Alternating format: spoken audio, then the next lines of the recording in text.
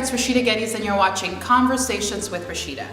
Have you ever thought of taking your love of something and turning it into a business? Well, today's guest did just that. He was able to take his love of cooking and turn it into a full-on business. So welcome, JaeAnthony. Thank you very much for joining us today. How are you? I'm good, thank you. And yourself? I'm super good. Great. So tell our audience, tell people about Seasoned Dreams and how that got started. What's your restaurant about? So basically, Seasoned Dreams got started because I used to work actually as a stylist at Holt's, and I used to ask a lot of my clientele if they ever knew anything about Caribbean food, period. And 9 out of 10 of them would tell me no, and one person would probably say jerk chicken. It's kind of it's kind of ironic because everybody else knows what jerk chicken is. So Exactly. But that's how I established my business, because I did a lot of market research on Caribbean fusion restaurants overall, not just in Canada but abroad. And there was nothing. You would see like you're in the corner restaurants of Caribbean food, but nothing really at a high-end scale. So basically, I established Seasoned Dreams by doing that kind of research when it comes to marketing. So that's how I established Seasoned Dreams. All right, and how did you make the decision to go from a 9 to 5 to working for yourself? What was your thought process? Tell us a bit about that. Well, how it went is basically I'm somebody who gets bored very easily. I guess that's why I'm a Leo. They say Leos they get very bored very easily. So everything was stagnant with me when it comes to a job in general. Like I've had a plethora amount of jobs all over Montreal. So when I was working at Holt's, I started getting very bored, and it wasn't something that like enticed me to go to work. When I started Seasoned Dreams, I was like, I could actually elevate Caribbean fusion into a different light, where people will never actually even notice how high Caribbean fusion could go. And that's how Seasoned Dreams was established, because a lot of the meals I've created, I've made for people at my house, and it was like, they're like, oh, it tastes super good, you should do this for a living. And then when I did my market research, that's how it happened. You noticed that there was a gap in the market. Basically a shortage. Exactly, and you found a way to be able to fill that. Right. So that's great. All right, so what were some of the things that you asked yourself before you decided to go into business? Take us through your thought process. Did you have any ways to prepare yourself? Well, first thought process is, how am I going to pay my bills? Yeah. Like, how am I paying my bills? That's number one on everybody's list of what they have to do. How am I going to pay my bills?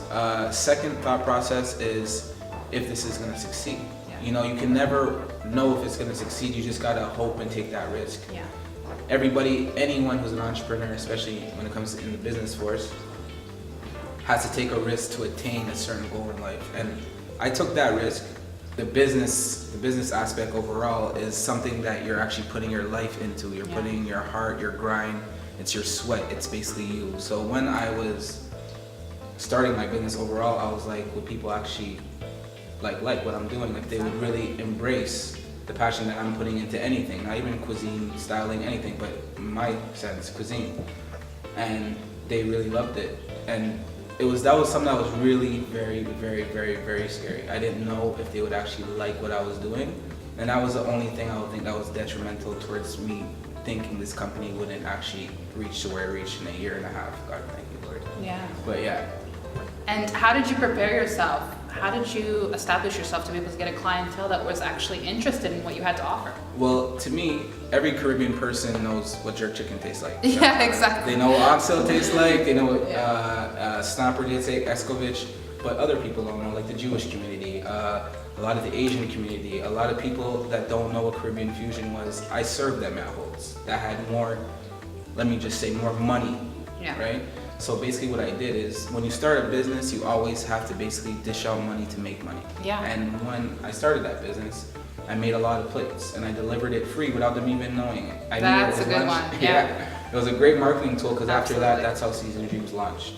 You always have to spend money, period, in any kind of business. Well, if it's a charity event, if it's giving back to the community, anything overall, because energy follows you. Absolutely.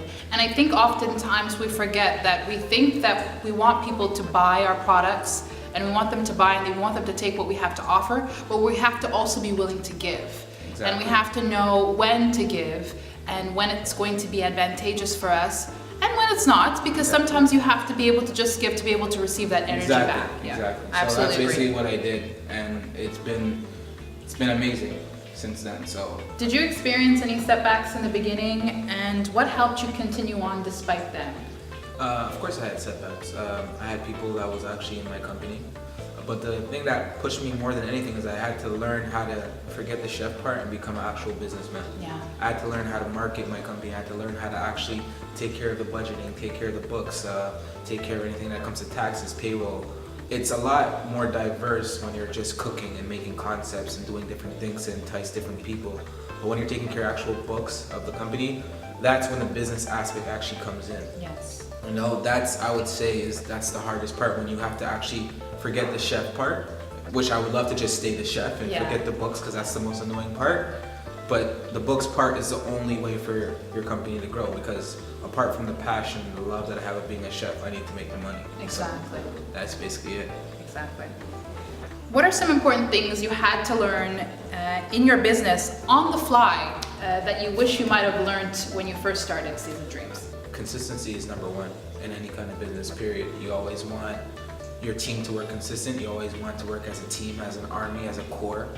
I would say, period, I want my jerk chicken, if I'm not there or if I'm outside of the office, to always taste the way it's gonna taste if I'm making it myself. My jerk chicken, basically, Seasoned Dreams jerk chicken. I would say that's the number one thing I had to learn on the fly. Consistency overall is the biggest key when it comes to business. And one question that I had for you actually is, I know that oftentimes people think that when you start a business, automatically, if you don't see a profit within a month, give it up, it's not working, and move on. But the reality of the situation is it's not always like that. It's not. At what point did it take for you to actually make a profit? And you mentioned before about investing.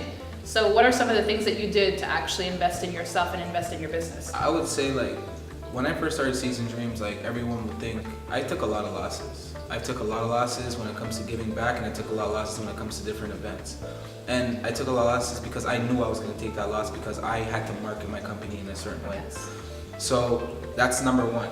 Okay, you have to know that you're going to take those losses when it comes to money. You're not going to make that $1 million in the first year. Exactly. Ever. Like, it's not happening. It happens to certain few of us, Mark Zuckerberg, etc., but it doesn't happen to every one of us. I am so blessed, and I pray to the Lord every day that Seasoned Dreams has made it where it made in such a short period of time. But at the end of the day, I took a lot of losses to get to that point where I am today. And I know you believe in paying it forward and have accomplished some great things within your company, and you have some great initiatives that you've taken. Can you give us a little bit about that, and what are some of your most proudest moments with the last year and a half that you've accomplished, and how we can support you and follow you in your future endeavors? I would say the proudest moment I have, period, is giving back. Regardless of all the money and anything that I do collect, I would say giving back is number one, because at the end of the day, success does not equate to value.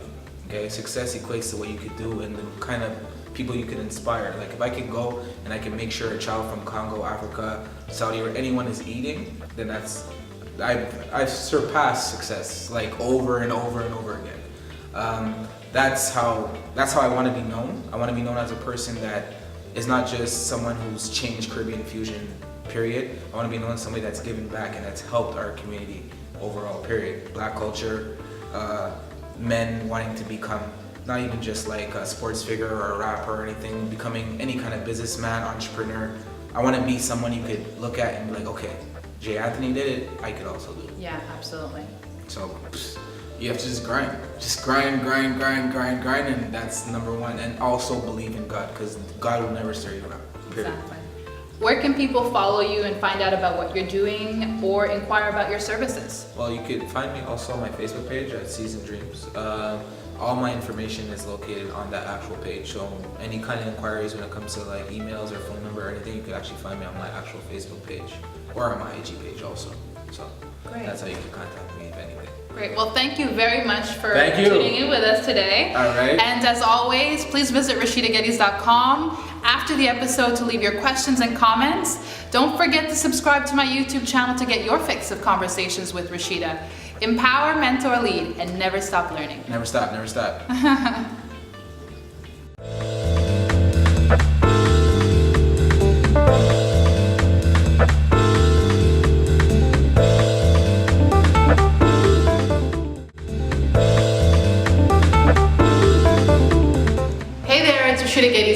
watching Conversations with Rashida, where you'll find tips and insight to help you find success and happiness in your career, business, and life. Do you dream of starting your own business, but after many years of thinking about it, have yet to act on it? Starting a business can bring a whole set of emotions and feelings.